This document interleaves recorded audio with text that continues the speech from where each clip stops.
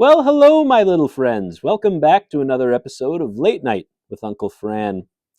Speaking of my friends, I've been thinking about friendship a lot this week, and it just so happens that you all wrote me letters having to do with the subject. So, let's get right into your letters and discuss the topic of friendship.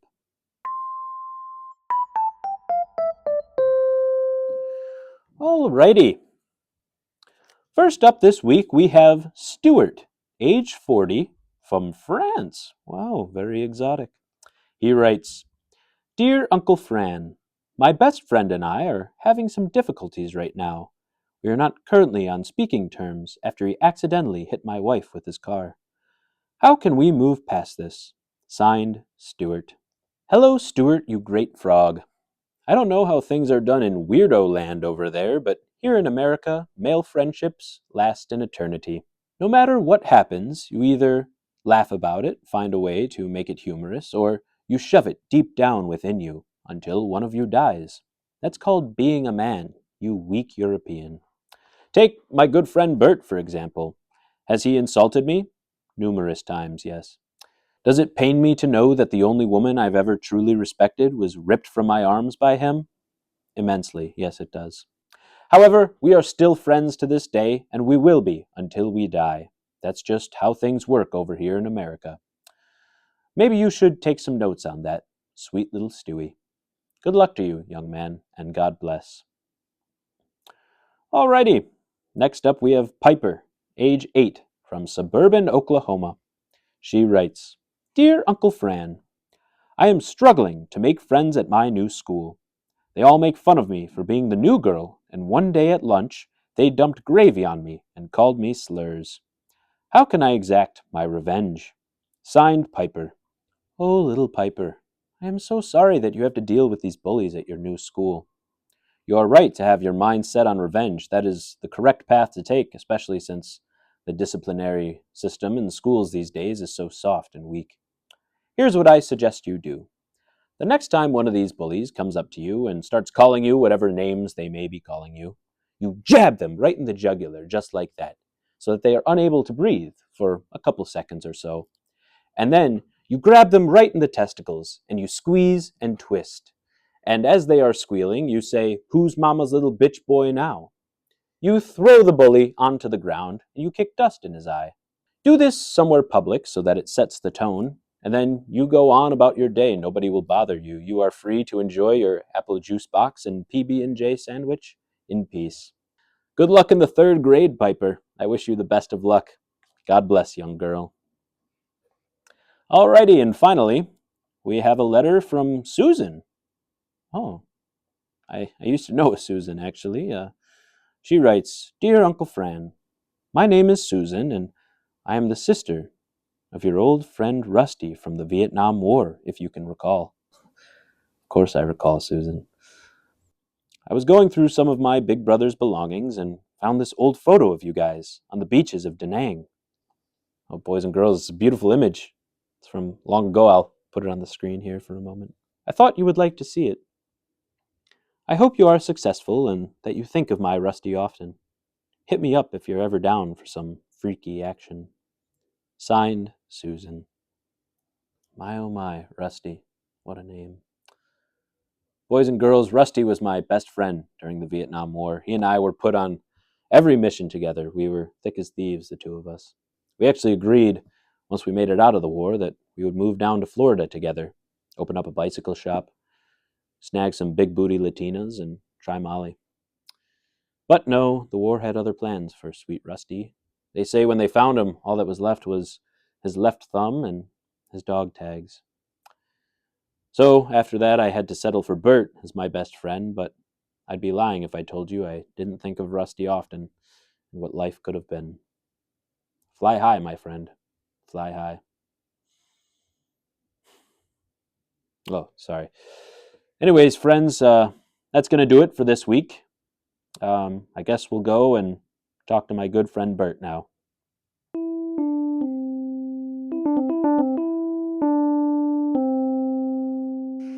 Alrighty, boys and girls. Bert Bert is here today. How are you Oh, doing, Bert? yes, yes. Hi, Fran. How are you? I'm all right. How are you doing, Bert? I'm great. Yes, so much better than last week. That's good. Yes. Yes. So what do you want to talk about? Okay. Are you going to answer my question or are you going to just sit there? I'm sorry. Did you say something, Bert? Yes, I did. Oh, I'm a little distracted, Bert. I just was asked about Rusty. Actually, I heard from his sister today. Remember Rusty? No. No, you don't. From the Vietnam War, good friend Rusty. Oh, Clark. Oh, Yeah, well, yes. His real name was Clark, but only his mother really called him that, Bert. I called him that. He didn't like it. Yeah, I could see why not. Yes. But no, sorry, I don't mean to take away from the show. I was pondering on our times together and what could have been. He went on a lot of missions with us. Mm-hmm. He did. It was funny. There's actually a story that I have with Clark. And, Oh, Bert, if you don't mind, I'd prefer if you called him Rusty. oh, okay. It was like an incognito mission, right? You and I were not together. Right. I Who were think you with? the one you might be referring to, I think I was with Pablo that day. Yes. That's right. Yeah, Mm-hmm. I was with Clark, Look, and Rusty. Bert, please call him Rusty.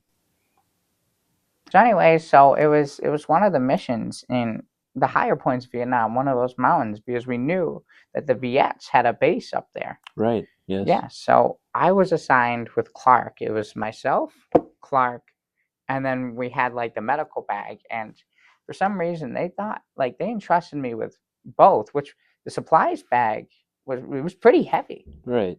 I don't know why they didn't split that up between the two of us, the teams. I don't really know. They said I had something called strength. Oh, okay. Yes.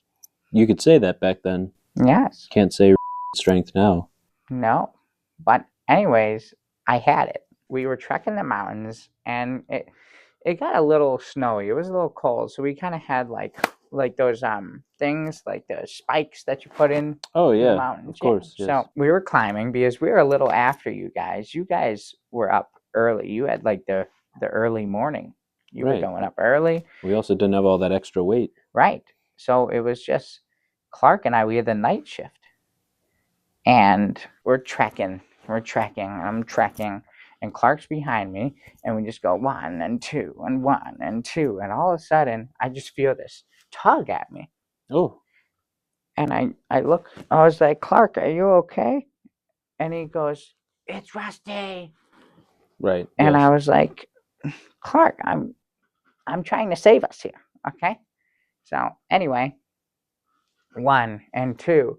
And now I'm like way back. There's just this extra, I don't know what's going on. And I look behind me and Clark is just dangling. Oh no. Yeah, he's just going swaying back and forth. I was like, grip onto the wall. What are you doing? And he's like, the supplies are about to fall. And I said, the supplies are on me. What do you mean they're about to fall? Hmm. And apparently, so they were stuck on a branch on the mountain. Oh, okay. So he was trying to swing, so he let go, and he was trying to swing to unloosen it. I was kind of like this because I was holding Clark, and I was also the supply bag was stuck. I'm in a sticky situation myself. Right, yes. So all of a sudden we're here, and I said, Clark, just just let a little bit supplies go. It'll be easy. Just cut off a little bit, and we're good. Or just cut the bag enough so we can be good and just keep on going. Right. And he's like, no, the supplies, we have to help everybody. That sounds like the brave man I know. I said, come on, what are we doing?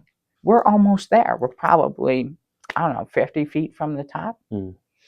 And so I was like, our boys have the camp up there. Let's get there. And he's like, I have to get the supplies. We're assigned with the supplies. And I said, come on. So I made the decision. And all of a sudden, I cut one of the wires. I cut the supply wire. Oh, yeah. Yeah, because I was like, come on, just stick back onto the wall and we're good. And sure enough, I cut the wire and all of a sudden, it's light, super light. There you go. Perfect. So we get up to the top of the cliff and, I kind of pull myself up and then I start pulling the rope up. And I look, and it's the supplies. So I was, what? Bert, you cut Rusty off of yourself? Well, I didn't originally realize that. No. You didn't hear him screaming as he fell to the bottom of the mountain? Well, no, not originally, because the adrenaline rush was so big that I just I needed to go, because otherwise I was gonna fall too, and everything, and we would have lost the supplies. We would have lost every man on the top of that cliff would have starved. Oh So my I just God. kept on tracking, and I'm tracking, and then finally, I came up to the camp. I was like, "Hey boys, I got the supplies." You remember that, right? Bert, if I recall correctly, you got to the top and told us Rusty had been reassigned somewhere else and that you were sent to climb the mountain by yourself. So you're telling me they made up a story about how he died and he actually died falling off of a cliff due to your own error. Yes. Oh my God. Bert, my life could have been so different. I could have been riding bicycles in Florida, the sweet senorita on my lap. Instead, I'm here in my basement talking with you.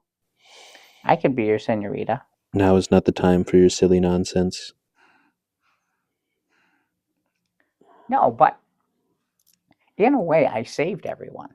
You saved everyone except one person, Bert. I mean, you have to weigh it in your mind because, well, first of all, I want to point out it was unintentional.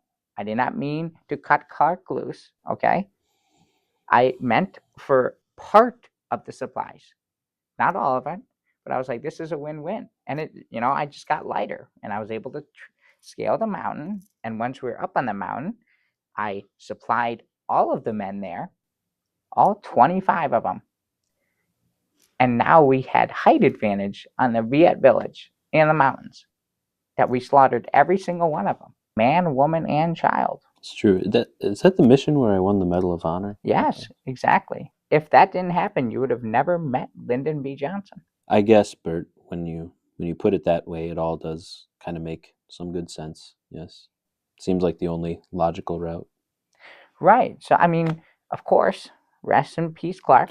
It is Rusty, damn it, Bert. It is Rusty. His mother called him Clark. She's the only one who ever did. I held her in my arms at his funeral, Bert. It is Rusty. Can you say his name correctly? Um, he fell off a mountain. How much of him could you actually hold? Damn it, we just had his thumb left over. That's what the generals told us was all that was left of him. That would make sense. Yes. I was the only pallbearer. I was walking down the aisle like this. Yes. I'm sorry I screamed at you, Bert. No, it's okay. I'm sorry I cut Clark down.